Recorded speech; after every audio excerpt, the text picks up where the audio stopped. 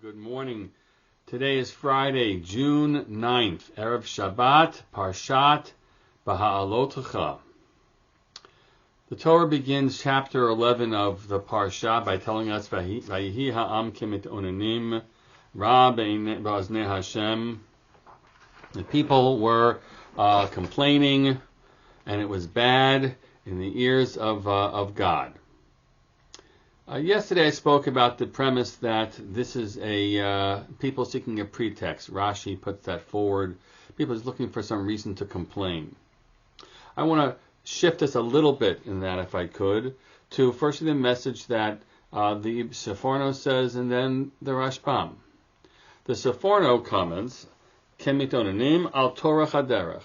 They are complaining about the arduousness or the hassle. Torah means hassle or difficulty of the journey. They've been positioned at the mountain for over a year, and they've just started journeying. And so they complain about it. And says the Seforno Lo mitonanim belibam be'emet. They really weren't complaining in their hearts. It wasn't real. There was no reason, any good reason that would be fitting for them to complain. They were just looking to try to test and create problems, and that fits in very nicely to what I said about just seeking a pretext in that other reading. We come to Rashbam, and Rashbam says something different. These are the words of Rashbam, who was Rashi's grandson. He says simply, "Mitztarim mitorach haderech." They were having, they had tsa'ar, anguish. They were feeling anguish from the journey. It's not something which is just a nothing, as the Seforno says. It was causing them difficulty. And you look back in Rashbam a few verses earlier, and where he describes the journey derech shloshet yamim. Halchu ad shloshet yamim. They journeyed for 3 days straight. Shlochanu ad sof shlosha. They did not rest until after 3 days, and they are they've been pushed. They've been pushed hard.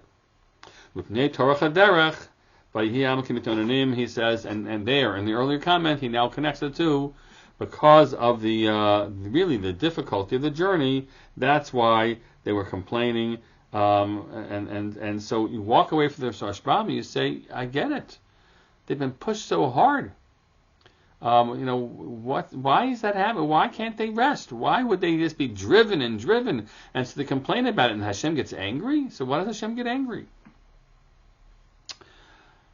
And I would suggest the answer is Hashem gets angry because they are, it's not just that he's like having them, to march to as part of, some army drill, which of course you dare not complain in that, right? But some army drill where you're pushing them 3 days and people were collapsing right from that.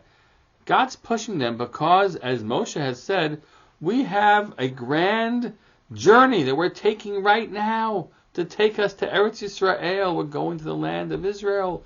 And God pushes them because, let's go. This is what we've been dreaming of. This is what we have been reaching for. And we come to realize is, yes, that's what God has dreamt of for the Jewish people. That's what Moshe has dreamt up for them. And that's what they have some connection to, but seemingly, or they don't have enough of it. They don't have in their kishkas, in their innards, right, that we are making the grand march to Eretz Yisrael. It's not like this. You hear the stories. I don't know, a few weeks ago, I'm trying to remember the context in which we talked about maybe it was some other scenario, but maybe it was in shul, but maybe it was a podcast I was listening to about the journey that the Jews of Ethiopia took over the past in the years of those fantastic airlifts. But it began first with the weeks of journeying to Sudan, and with many people dying along the way. And but you know what? It's the dream, and so we don't complain. We don't complain. I mean, we struggle with it because it's hard. But we have the vision, and we know that when you know what you're marching towards, and you want to reach what you're marching towards, so then it is not the moment, or there is no place inside of you that's complaining. It's only struggling, perhaps, but not kvetching. And the kvetch shows that it's not in their hearts. And folks, we know there are lots of things that we might want to see happen. Any number of things that you might want to see happen, and you are out there in the lead about it, and you can't understand how is it. Like you look around and people are like, nah, right?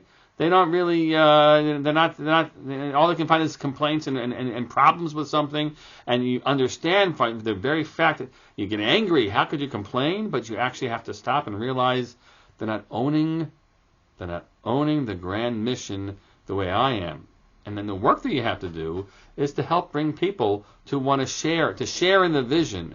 And when they share in the vision, then they're ready to put themselves all the way in. The complaints fall aside, and the grand march, which you all have towards the same goal, can actually take place. It's true of so many things in life, folks.